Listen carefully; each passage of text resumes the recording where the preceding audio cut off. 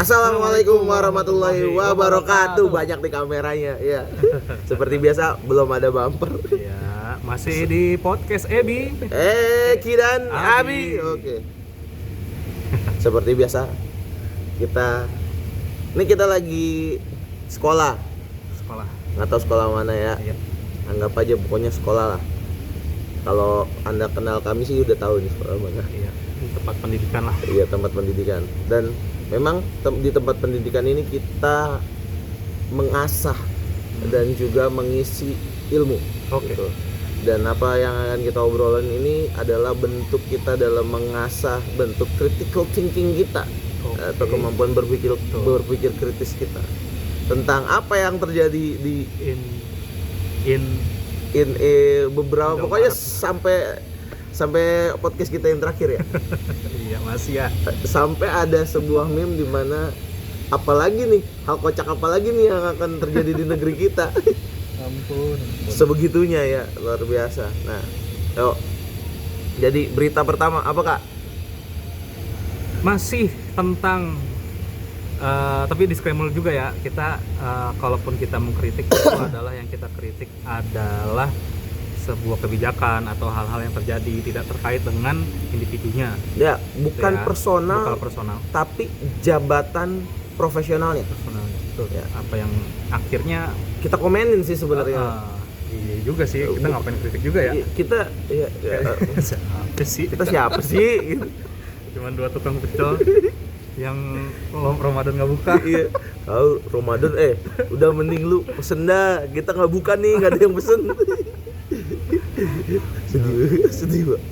Ya, masuk ke berita pertama. Langsung aja. Iya Yang lupa. Mega apa? Iya itu dulu deh. Ya, Apa tuh? Mega bukan Megawati ya. Bukan Megalodon. Bukan Megalodon. Maksudnya mega korupsi. Mentang-mentang tukang pecel kamu Megalodon. Kasus korupsi lagi. Iya. Dan ini kalau di Liga Champion ini paling tinggi nih. Klasemennya Klasemennya udah paling tinggi. Kemarin ada Pertamini ya kan. Yang Sekarang 1 kuadrat triliun. Ternyata ada yang Ternyata lebih ada besar. lagi. 5,9 kuadrat triliun. Aduh, nolnya ada berapa itu? Banyak ya.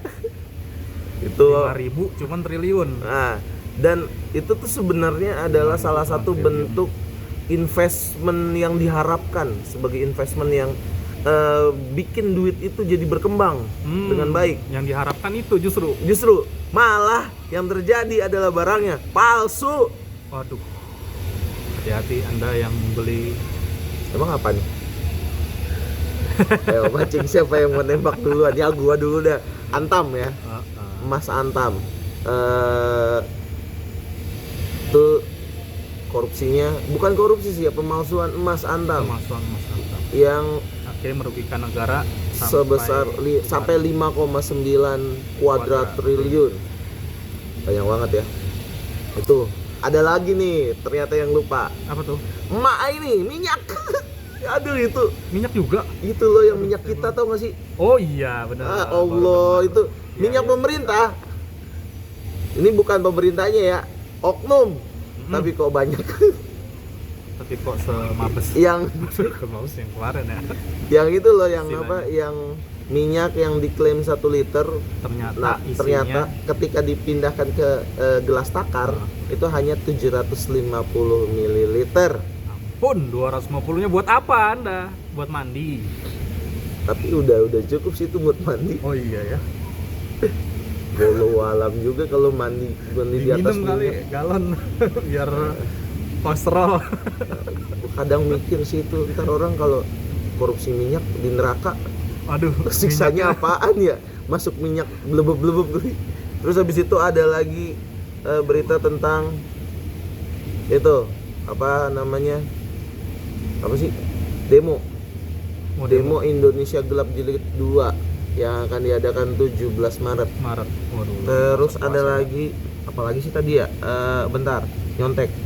Oh, masalah pemunduran pelantikan P3K dan CPNS. Lolos sih lolos. Tapi Tapi tapinya itu yang nyebelin ya. ya ampun, itu alasannya apa ya? Secara logika tuh Nanti kita akan bahas satu-satu. Dia udah nggak sabar, ntar gue tembak lagi. Udah latihan belum nih? Belum. Langsung Pak ke Oke. emas yang pertama. Menurut Anda bagaimana? Apaan yang mana dulu? Emas kan? Emas, oh ya. Antam. Tapi ini saya akan ngasih deskripsi terlebih dahulu ya, Bu. Kayaknya baru nggak tahu ya karena saya bukan pemain ya. Kalau di seliwer-seliweran di WA saya, WA dan IG, teman-teman tuh mulai jual beli emas yang kecil-kecil ketengan, Iya, mini gold. yang mini gold itu. Paling baru beberapa tahun belakangan ini. Yes.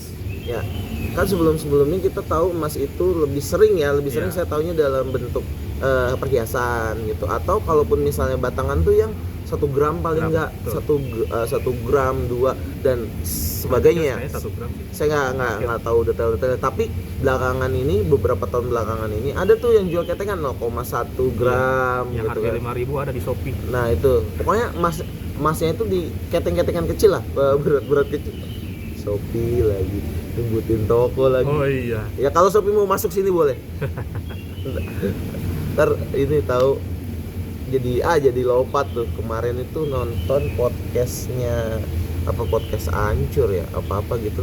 Jadi mereka tuh bikin ini podcast Han gitu. Podcast Han. Jadi ceritanya para podcaster yang belum terkenal Iya. punya punya channel sendiri dan belum ada endorsement, belum dibayar. Boleh ngisi di situ boleh. Jadi kita nanti dicari tuh Oh, dicari. siapa yang punya bakat Han, ya. jadi podcaster gitu. Oh boleh deh, ntar masuk ya masuk ya. Mudah-mudahan. Ya. Masuk aja Kita harus dulu. belajar dulu ya. Belajar dulu ya. Nah, saya taunya itu. Jadi ada beberapa tahun kebelakangan itu dijual emas ketengan. Kemudian berita mulai tersiar tuh tentang emas palsu. Iya. Awal-awalnya nggak nyampe 1 triliun, cuma berapa miliar kalau nggak salah di berita-berita semingguan ini. Nah kemudian heboh tuh. Langsung Setelah ya, jedar. dihitung-hitung, nah karena mungkin Iya. salah satunya karena kemudahan akses untuk membeli emas dalam bentuk ketengan. Iya. Ya. Jadi Ada peluang untuk makin lama kalau di total makin banyak dan akhirnya sampai potensinya 5,9 kuadrat triliun. Lu bayangin aja ya, lu kalau beneran itu 7 turunan itu kayaknya bisa Lebih hidup kali. lu ya. Lebih ya. Kalau nggak boros ya. Bayangin aja kalau lu hidup sehari 1 miliar aja. Iya, itu habisnya berapa tahun, Pak? Itu 5.700.000 hari baru habis. Sehari 1 miliar. Tuh, Ngabisin duit 1 miliar gitu ya. iya. Walaupun kadang bingung sih, gimana caranya ngabisin duit 1 miliar dalam sehari. Misal hari pertama beli mobil, Iya. hari kedua mobil, kan nggak mungkin mobil terus kan. Iya. Pasti harus ada yang dibeli nih yang mahal gitu. Atau mungkin kita belum ke situ kali. Iya, Mereka udah ketahu tuh beli apa aja. Otak sehari kita belum nyampe ngabisin. situ ya, karena duitnya nggak nyampe. Ya. Nah akhirnya setelah dihitung-hitung kemungkinan potensial 5,9 kuadrat triliun. Benar bahwa kita pernah ngobrol terkait kayaknya korupsi 1 triliun sekarang udah nggak ada harga Iya. dirinya. Baru minggu lalu kayaknya. Iya baru yang triliun, podcast iya. terakhir tuh ya. Iya. Nah Ya itu Allah. dia. Jadi udah mah kalau kita gue nggak tahu ya. Ini belum riset dan balik lagi kita ini podcast kosong aja. Podcast yang benar-benar merakyat, artinya emang kita rakyat biasa yang nggak Iya, tahu apa-apa dan bisa obrolan. jadi kita Jauh asal banget bunyi ya. gitu ya. Betul. Tapi gini, andai kalau kita berkaca kepada salah satu ini tambang emas terbesar di dunia Ya.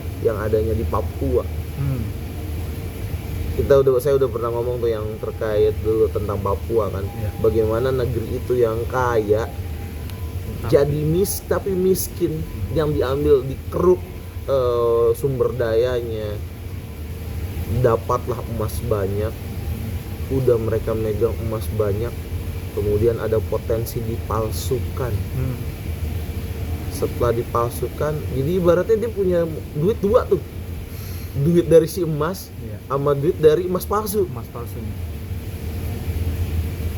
Aduh, saya sampai bingung mau komen apa nih dari tadi. Kita speechless Kita- tahu Iya, sejujurnya aja. Mulai dari ngebayang 5.000 triliun itu berapa maksudnya tuh itu bisa dipakai untuk kalau dipakai untuk pendidikan misalnya, untuk makan, untuk Gua rasa kayaknya itu kalau bisa jadi universitas yang super semua, kita udah nggak apa, mahasiswanya nggak perlu jalan kaki tuh, pakai eskalator yang jalan set gitu, keluar kamar langsung set, sepanjang jalan itu udah nggak perlu jalan kaki tuh. Tuh wah, itu manusia hatinya pakai apa ya Allah. Ini lagi puasa nih, saya mau teriak-teriak dah. iya, sampai ada tahu Kak di Twitter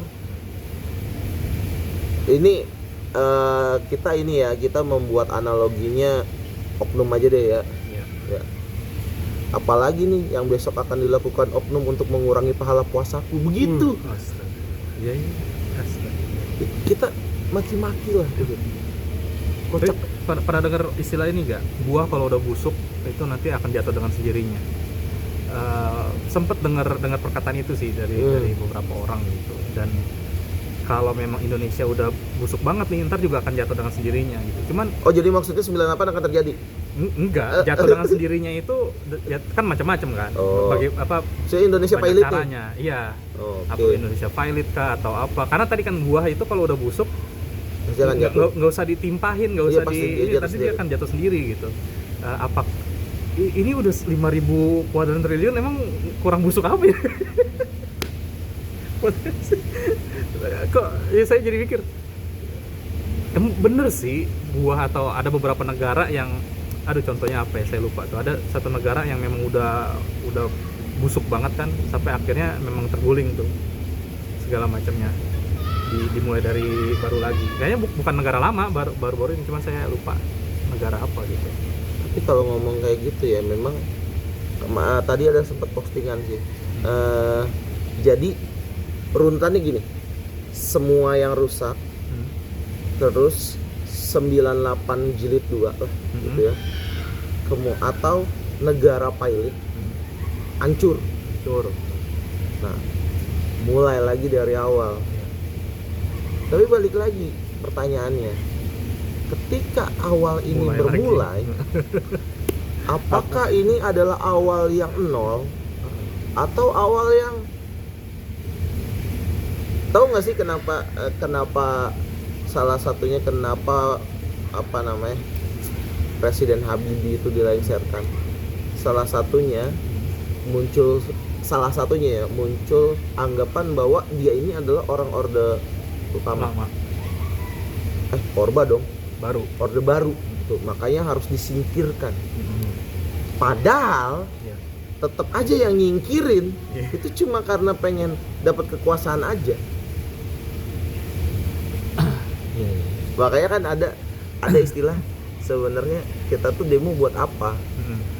Demo tuh kalau damai-damai aja nggak ngasilin apa-apa. Oh, berarti maksud Anda kalau demonya enggak, sekarang gini, kita udah pernah bahas ya. Yang membuat Indonesia merdeka adalah kekonyolan, tanda kutip ya, kekonyolan pemuda pada saat itu menculik Bung Karno dan Bung Hatta kan. Harus diculik baru bisa. Nah, ada masanya berbuat santai atau lembek itu nggak menghasilkan apa gitu. Harus radikal. Ya radikal dalam hal ini melakukan kekerasan, anarki.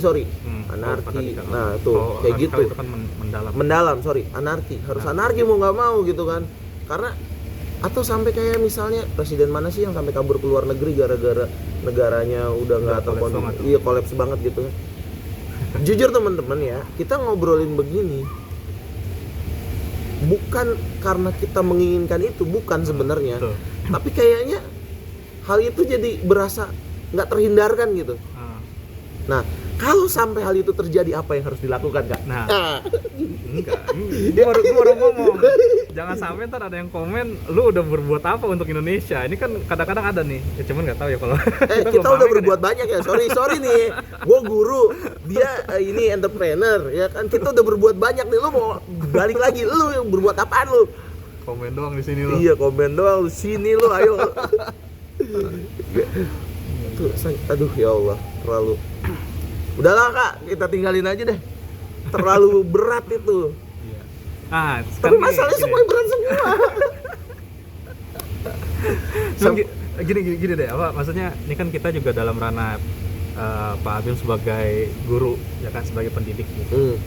Nah, melihat kondisi yang carut marut seperti ini, bagaimana sikap seorang guru, atau bukan sikap ya, mungkin akhirnya mengkomunikasikan kondisi Indonesia kepada siswanya gitu. Dan apa yang akhirnya seorang pendidik ini tanamkan gitu, supaya paling enggak ya tadi, kalau ada pertanyaan lu udah ngelakuin apa gitu, maka sebagai seorang pendidik tuh ngelakuin apa gitu. Hari ini saya izinkan Kak Eki untuk belajar bertanya ya. Good. bagus. Harus belajar gitu. Nah, jadi gini Kak,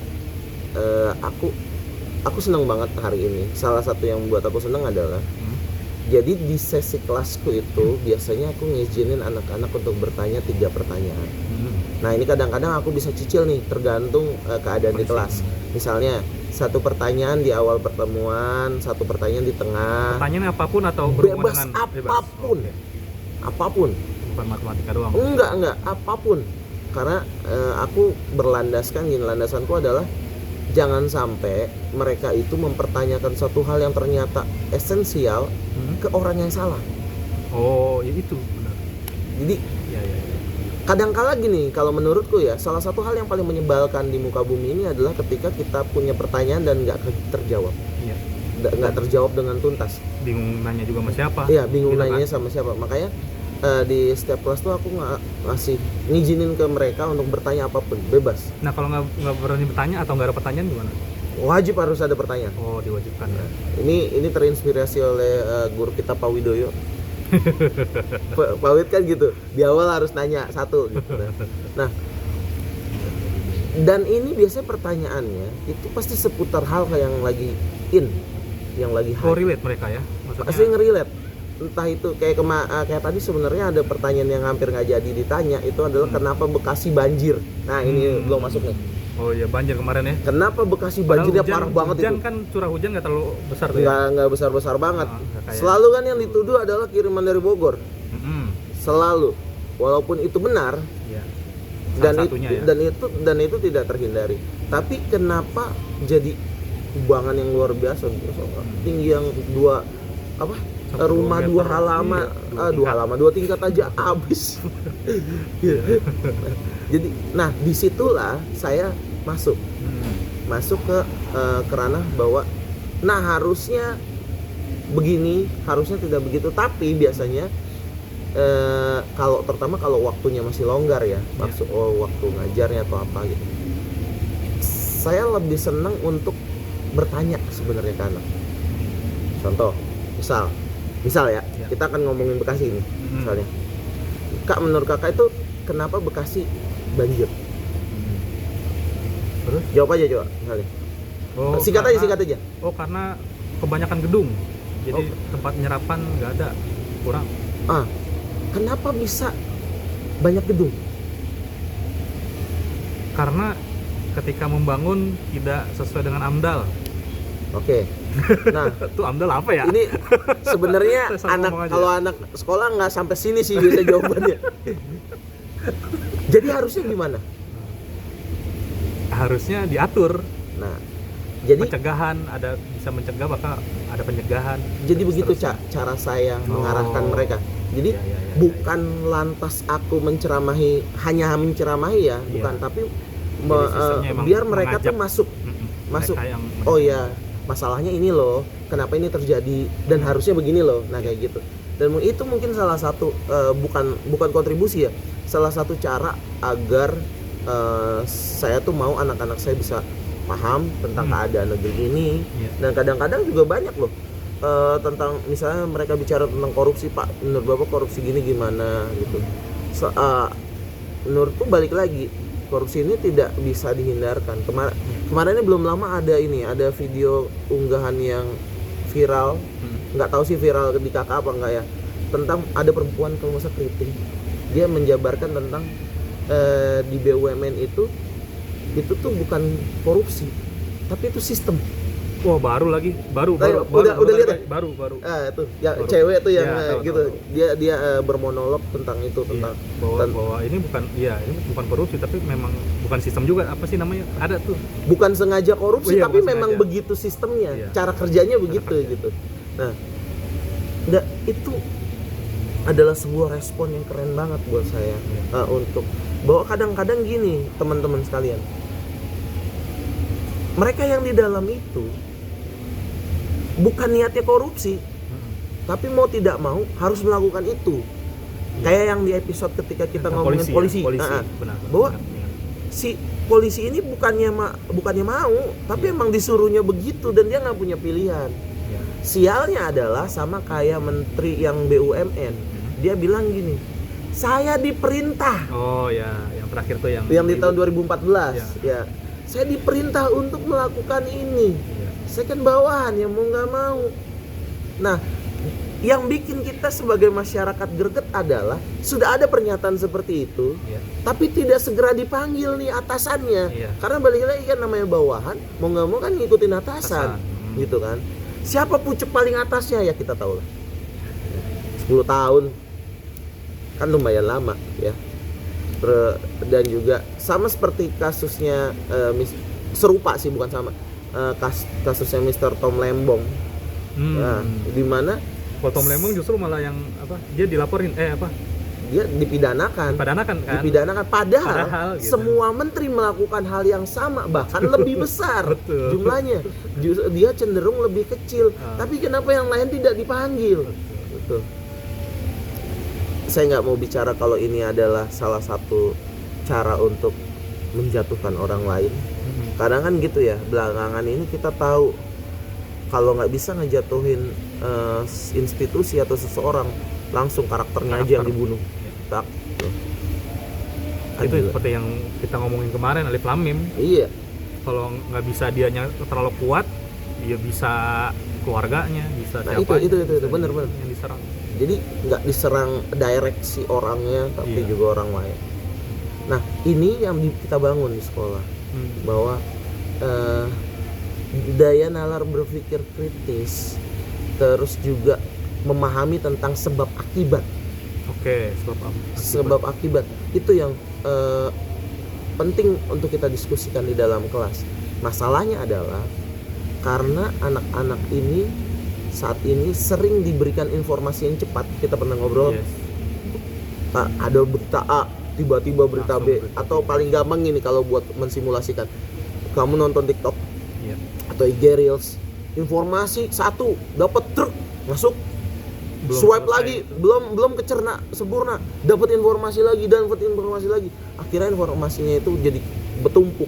Yang Betul. ada bukan malah nggak ingat lah, nggak kepikiran malah. Malah kadang-kadang malah bisa jadi miss. Betul. Ketika misalnya A, B, C, karena ketumpuk jadi antara A langsung ke C gitu. Nah, ini kadang-kadang jadi bahaya gitu. Kayak gitu. Dan ya karena tadi akhirnya daya kritisnya jadi kurang karena biasanya disuapin. Gitu, bukan mencari. Iya. Kalau kita zaman dulu kan mau nggak mau kan kita harus mencari jawaban. Gitu. Ini juga Ayo mau saya nanya bahas- lagi, saya nanya mau lagi. bahas nih Ayo nanya lagi. tentang terkadang gini, kalau sama anak-anak sekarang ya, ini kita ngomongin akhirnya lah, daripada kita tahu nih situasi kita lagi parah banget Indonesia gitu. Cuman kita ngebahas tentang ininya dulu, generasinya dulu. Setuju gak sama dikotomisasi generasi millennials, Gen Z, Gen Alpha? Itu dulu coba. Pemisahan ya? Iya, pemisahan generasi. Karena nanti terkait dengan yang tadi tuh, yang Pak Bim sendiri bilang, kalau dulu kan, nah itu tuh. Artinya kan ada perbedaan dalam segala macam hal kan. Dan sering banget gen di bawah Di kita, bawah sebutan kita milenial. nih, di bawah milenial gitu. Ya mereka selalu mengatakan bahwa ya jangan ngadu nasib lah. Maksudnya berbeda kondisinya misalnya gitu. Iya. Cuman apa poin yang bisa disamakan gitu, atau sebenarnya apa bisa sama apa enggak, atau tadi deh dikotomisasi perbedaan antara generasi itu menurut Pak Abi gimana? Pertama gini, salah satu hal yang membuat saya dulu pas SMA lebih prefer ngambil IPS daripada IPA. Saya SMA IPS. adalah karena, maaf teman-teman ya, ini bukannya sombong ya, nanti karena IPA itu cenderung lebih gampang dari IPS. Masa? Oh bisa? Nah, Kan kalau di SMK kan kayak akuntansi sama pemasaran kan, Iya. akuntansi itu lebih susah daripada pemasaran, makanya saya milih pemasaran kan gitu. kok bisa? Oke, Iya. kok bisa? Kok bisa? Jawabannya adalah karena sesusah-susahnya sebuah soal di IPA itu pasti ada jawabannya. Oh ya, kayak matematika ilmu pasti lah bahasanya gitu. Pasti. 2 tambah 2 itu udah Ya, jelas sesusah seperti apapun gitu. itu pasti ada Pasti jawabannya. asalkan Tapi rumusnya kalau apa kita segala bicara macam. tentang sosial, Iya, itu kadang-kadang itu nggak jawabannya ada. bercabang. Nah, Oke.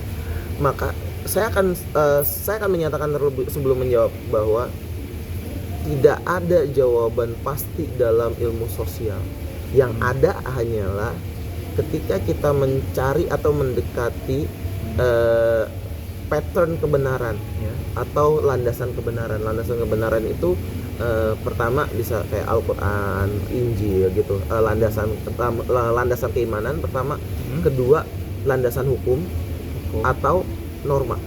Tiga ini, gitu ya. Jadi apalagi manusia itu dinamis. Oke.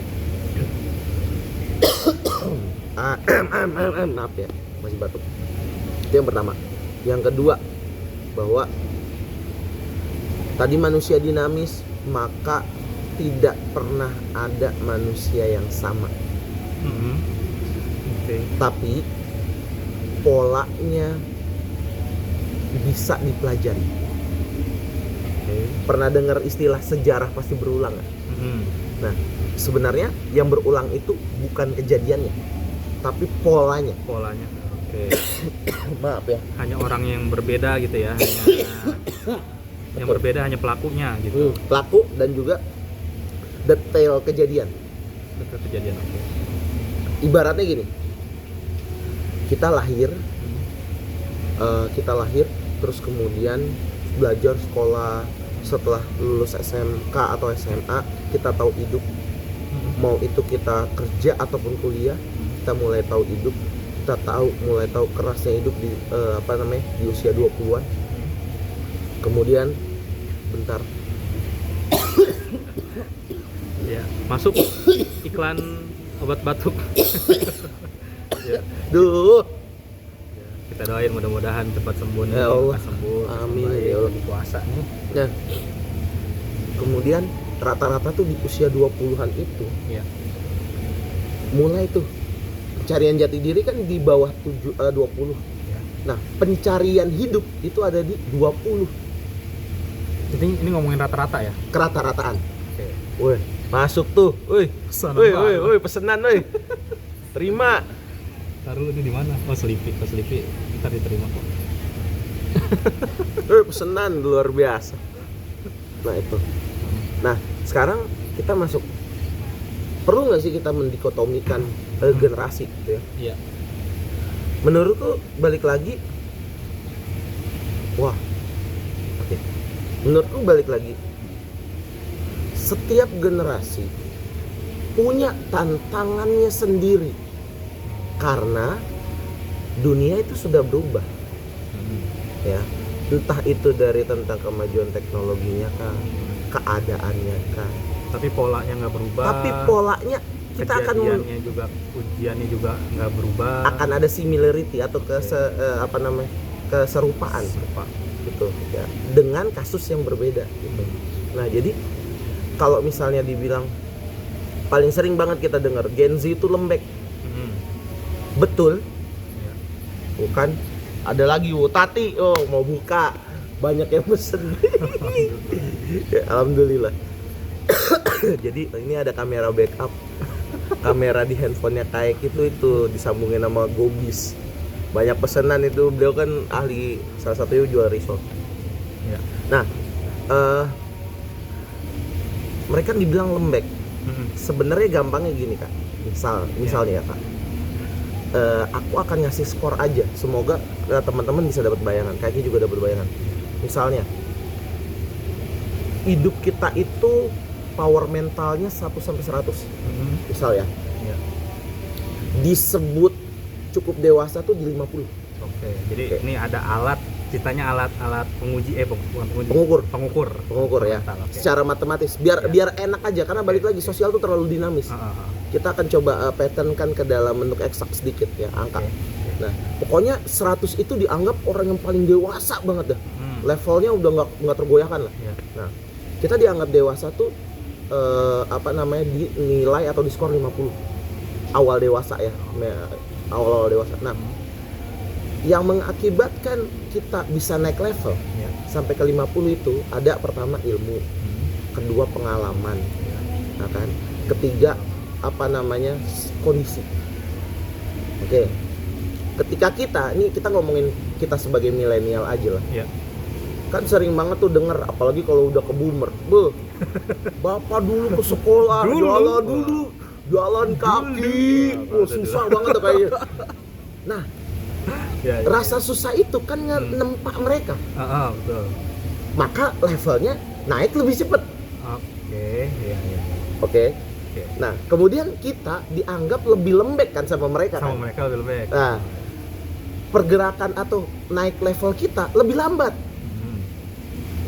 Generasi sekarang yang semuanya sudah tersedia, kita anggap lembek.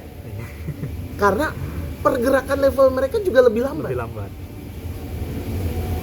Nah, artinya ketika zaman dulu misalnya usia 20 sudah masuk level 50. Usia sekarang yang kita milenial belum tentu sudah di 50, karena apa? Cobaannya, tempaannya berbeda. Gitu. Sama juga dengan yang Gen Z, Alpha, Beta, Gamma, nggak tahu lah itu nanti gimana ya. Mereka kan akan dapat infrastruktur atau kemudahan yang lebih. Tempaannya akan berbeda lagi.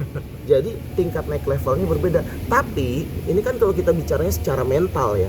Makanya tadi ada istilahnya lembek. Lembek ini kan sebenarnya dari mental bicaranya, mental dan kedewasaan gitu. Nah, tapi di sisi lain mereka punya privilege yang nggak kita miliki. Informasi yang cepat dan juga teknologi. Maka di sini sebenarnya kalau kita bisa kolaborasi. Nah, ini kalau tadi level 0 sampai 100 ini bicara kedewasaan. Ada lagi level 0 sampai 100 bicara kemampuan. Atau jangan kemampuan deh. Skill lah. Skill kemampuannya. Pengetahuan aja. Mereka cenderung naik level lebih cepat. Karena memang infrastrukturnya ada gitu, semua peralatannya. Nah, jadi Anda di usia sekarang misalnya level kedewasaan Anda 60, teknologi Anda 40 misalnya. Nah, mereka bisa jadi kebalik. Ya, kedewasaannya 40, teknologinya bahkan bisa lebih dari 60. Nah, kalau ini dikolaborasikan, kalau dalam matematika ada namanya X-bar atau rata-rata atau mean. Rata-rata itu adalah jumlah tertentu dibagi banyaknya data. Artinya gampangnya begini deh. Kalau kedewasaan aku misalnya 40, kakak 60, itu 60 ditambah 40 dibagi 2 jadi 50. Nah, ini akan dapat hal yang menguntungkan buat aku. Nah, buat kakak apa menguntungkannya? Karena aku tadi 40 dari kedewasaan, tapi aku bisa dapat 60 di teknologi misalnya. Di kakak 40, maka kakak bisa dapat keuntungan di teknologi. Karena sama-sama jadi 50. Ini yang disebut namanya kolaborasi. Gitu. Berarti balik lagi kepada cara menyikapi ya generasi itu. Iya.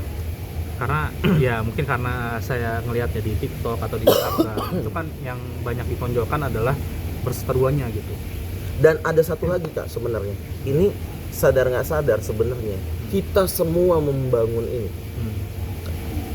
Pernah dengar kalimat Bapak nggak mau kamu ngalamin kesulitan yang seperti Bapak alami gitu.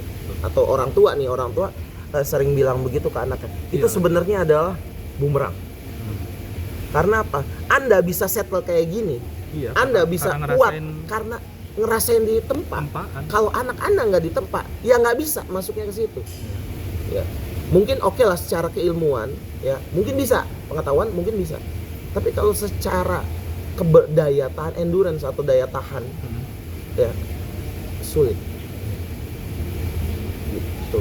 Oke. Gila, terlalu jauh ya ngobrolnya ya. Ya, nggak juga, ini seru nih akhirnya kan, karena gini, kalau kita terlalu, kalau menurut saya nih ya, dari beberapa podcast yang lalu kan akhirnya kita banyak banget ngomongin hal-hal yang di luar jangkauan kita gitu. Iya. Maksudnya ya tadi pertanyaan si si netizen kocaknya adalah dia selalu ngomong apa kontribusi Anda gitu kan. Nah maka ya saya cuma mencoba untuk mengkerucutkan gitu. Tapi kalimat apa kontribusi Anda itu tepat nggak sih?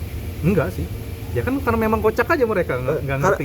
Maksudku gini, bukannya kita semua itu punya kontribusi kita dengan cara Semua, masing-masing? iya. Bahkan pengangguran pun punya kontribusi loh. Serius. Ya Anda yang komen begitu, itu juga berkontribusi. Jadi gini, Iya, men. iya. Nanti Kak Eki mungkin ya dari ilmu fikih ya, mungkin akan lebih memperdalam. Waduh. Aduh, enak aja gue mulu yang ditembak balik lo. Ibaratnya gini, Tuhan itu begitu adil, menciptakan orang kaya dan orang miskin. Iya. Cara masuk surga mereka juga berbeda. Beda. Orang kaya masuk Mati, surga oh. dengan cara iya sih, orang kaya mati. Orang miskin Sama. mati juga. Mereka dengan cara apa? Bersedekah. Ya, Orang dapat kaya. orang kaya bersedekah, Iya. dia dapat Jenisnya. pahala gitulah ya. Kalau orang miskin menerima sedekah dan bersabar. Nah, dua itu. Kalau ada yang hilang salah satu, maka hilang juga lah pergerakan itu. Iya betul. Jadi sebenarnya apa yang sudah Anda lakukan untuk negara ini? Pasti ada sih. Ya, cuman berupa apa gitu Berupa. kan. Kalaupun Anda sebagai beban negara, Itu kan kontribusi juga. itu kontribusi. Tapi sebagai beban. Tapi sebagai beban. beban Anda. Nah, karena apa? Kalau nggak ada beban negara, maka negara kagak ngapa-ngapain. Betul. Ya, karena itu yang harus dicari kan. Ini sangat filosofis ya. Iya. Betul. Tapi iya juga sih. Kan kita juga ngomongin politik, bahkan ada definisi politik itu adalah ilmu atau seni ngurusin orang gitu kan. Iya. Ngurusin urusan orang kan. Ya maka Ada pada banyak sih dasarnya, definisinya. ya, Lanjut aja. Artinya pada dasarnya semua orang sebenarnya berpolitik gitu kan. Ya. Semua orang itu berpolitik. Yang akhirnya mereka memikirkan minimal banget ngurusin diri sendiri kan.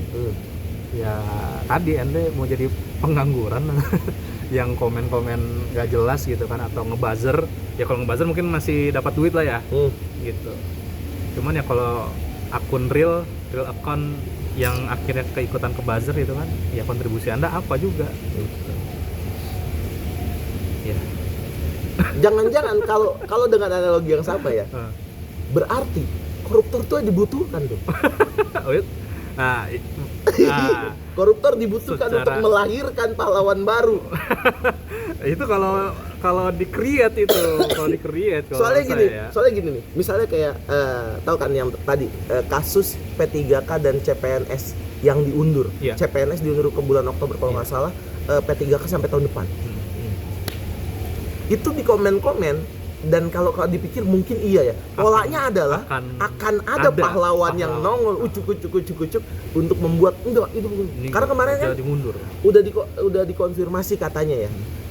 Tanggal itu bukan diundur, tapi batas terakhir. Batas terakhir? Maksudnya gini, misalnya kan ini kan posisinya beda-beda nih. Iya, beda banyak. Dari ini siapa segala ya macam. dari kementerian yang berbeda, dari provinsi yang berbeda. Pokoknya mereka kan butuh waktu untuk bisa mendistribusikan orang-orang ini. Iya. Nah, jadi mereka beranggapan bahwa yang dimaksud Oktober atau yang Maret tahun depan itu adalah batas akhir nih orang-orang dapat tempat. Udah ditempatin. Tempat. Sedangkan di surat yang beredar ya, dan di pernyataan pertama bahwa ini adalah memang ya Mundur. waktunya ya mundur. Kalau mundur berarti perlakuan yang tadi itu dilakukannya pas dimundur itu. Iya, betul. Ngerti gak maksudnya? Betul. Paham. Pendistribusiannya kan tadi katanya dikonfirmasi pendistribusiannya atau batas akhir tadi Batas kan. akhir ya. Di Oktober atau di Maret. Nah, kalau misalnya menurut pernyataan yang pertama itu diundur itu artinya ya tadi pendistribusiannya dimulai dari waktu mundur itu berarti kan. Dan yang nyebelin Kak sebenarnya adalah kalimat bahwa enggak, ini nih salah tafsir, salah maksud. Maksudnya adalah la. Iya. Nah, saya akhirnya tuh kan saya sering bilang saya tuh jarang-jarang banget komentar di medsos, serius. Karena kadang-kadang salah dikit ribut gitu kan. Akhirnya tadi saya komen. Hanya ada 2 hal kurang lebih ya. Iya. Yang membuat mereka itu bilang kita salah tafsir. Yang pertama, komunikasi mereka buruk. Yes. Bener dong. Anda dibayar pakai pajak, ngomongin pajak lagi nih. Kemarin aku ngobrol sama temen yang ngurus pajak perusahaan. Oke. Wah ini ramai banget sumpah. Ntar aku kasih spoiler aja buat obrolan kapan-kapan. Itu adalah jadi gini, dia tuh bukan yang narik pajak, dia tuh ngebantu satu perusahaan untuk ngurusin pajaknya. Jadi nganalisis ini. Yes. Kemudian dibawalah ke KPP kan, pokoknya bagian pajak. Nah, ternyata pernah dengar nggak tentang bukan setoran, target setoran pajak? Iya. Tahu. Jadi dari pajak yang diambil itu, si orang pajak ini dapat. Oh iya, jadi kayak bonus lah ya. Makanya marketing, kan? Kadang-kadang pajaknya jadi gede. Ih, ntar kalau ngomongin detailnya parah banget. Mau dihadirkan orang pajak saya ada nih. Waduh, ya. Boleh kita hadirkan. Bener kan ya, udah tahu ya kayak gitu-gitu. Gue denger. Ya kan karena saya juga bisnis kan, maksudnya salah satu bisnis di Indonesia itu yang nanti akan berhubungan dengan pajak kan. Dan nggak boleh main-main itu, pajak ya untuk bisnis ya emang harus dilakukan gitu, emang harus diinikan, dipikirin gitu. Cuman ya begitu ternyata banyak. Masalahnya tuh nggak cuman pajaknya doang. Itu kan yang bikin iPhone akhirnya nggak jadi invest di Indonesia, terus apalagi ya yang nggak jadi invest di Indonesia tuh. Padahal TikTok nggak di Indonesia, padahal usernya banyak banget. Gitu kan. Aduh, ini saking bingung ya ngomongin apa, bentar lagi mau buka gitu. Ini masih tadi apa tuh, minyak kita belum dibahas. Terus seruan Indonesia gelap. Tuh. Terus ini aku juga mau bahas sebenarnya yang itu. Tahu nggak sih, kakak ngerasa nggak kalau keliling-keliling ngelewatin Pertamina, pom bensin, antriannya nggak sepanjang dulu. Iya. Lebih banyak antara kerang atau biru. Saya pengguna kerang ya. Iya. Dan biasanya itu ngantri cuma satu. Sekarang rame. Rame. Serius, kemarin Dari aja mana itu datangnya? saya ngisi jadi 3 jalur, 3 apa 4 gitu. Karena gini, oh iya kemarin aku sempat ngobrol ya. Biarin hari ini aku yang lebih banyak ngomong. Kemarin tuh aku ngomong sama temenku, dari semua kekecewaan kita sebagai rakyat, ya, kayak misalnya gas hilang, kita nggak berdaya. Kita tahu misalnya itu dikorupsi misalnya, kita nggak berdaya karena apa? Cuman dia doang yang jual gas. Betul. Atau misalnya emas nih kemarin nih, kita nggak berdaya. Cuma oke lah, banyak yang jual ya. Sekarang. Atau apalagi yang korupsi banyak lah, misalnya kayak penggelapan dana A, B, C, ada banyak. Tapi kalau minyak Pertamina, kita sakit hati, kita patah hati gara-gara kita dibohongin. Dan kita punya opsi untuk tidak menggunakan itu. Iya. Ya, sebut aja lah, ada Shell, ada BP, ada Vivo, ada apalagi satu lagi ya, lupa tuh. AKR. Iya, BP. AKR itu AKM apa AKR ya? Iya, Dia tuh ada, nggak tahu Petronas sekarang udah nggak pernah lihat ya. Udah jarang. Maksudnya gini, kita yang sakit hati akhirnya malah rela untuk beli yang lebih mahal sekalian. Iya. Betul. Dan bahkan kemarin kan sel 1 Maret per 1 Maret naik lagi harganya. Tapi tetap rame. Karena pertama masalah pelayanan, tapi yang kedua nih, yang paling yang paling mayor atau paling besar itu karena kita sudah dihianati. Kemudian muncullah statement, ayo dong jangan beralih dari Pertamina, nasionalis. Ayo nasionalisme, Kayak cinta begitu ngomongin nasionalis, kocak. Ini kalau kita bukan orang-orang yang belajar untuk beriman ya, udah kita maki-maki serius, pakai bahasa-bahasa kasar.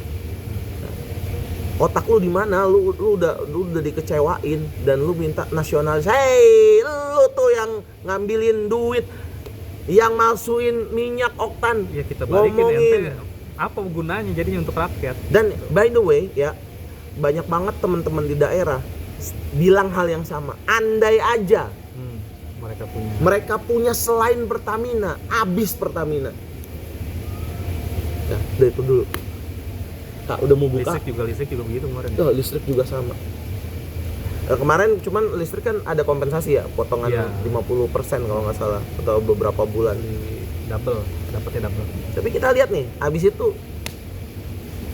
ya kita buktikan lah ya, seminggu ke depan ada hal kocak apa lagi yang tapi bener sih Kak, yang Rasulullah bilang itu tentang andaikan ada doa paling Rasulullah apa sih Imam Syafi'i itu. Imam Syafi'i ya, sorry. Andaikan ada satu doa yang dijabah, Iya, kalau saya punya satu doa yang diijabah, langsung, maka saya akan doakan pemimpin saya. Karena teman-teman nih, ini mungkin closing statement, nanti Kak Eki bisa ngelengkapin. Karena pemimpin itu terpilih berdasarkan cerminan rakyat. Pemimpin yang buruk berarti lahir dari rakyat yang buruk. Pemimpin yang baik lahir dari rakyat yang baik. Balik lagi nih, kita bicara kerata-rataan ya teman-teman. Bukan berarti sekarang Indonesia rakyatnya buruk semua, bukan. Tapi ingat kan, banyak berita tentang misalnya truk telur keguling, telurnya diambil. Truk kemarin apa? Kasur kecelakaan, kasurnya diambil. Mau gimana lagi teman-teman? Ayo kita coba bebenah untuk diri kita dan bangsa kita. Ya, silakan. Ya, poinnya adalah kontribusi, ya berkontribusilah dengan hal-hal yang baik, mulai dari diri sendiri, mulai dari suatu hal yang kecil, dan mulai saat ini. Oke, itu aja dari kita. warahmatullahi wabarakatuh. Selamat berbuka.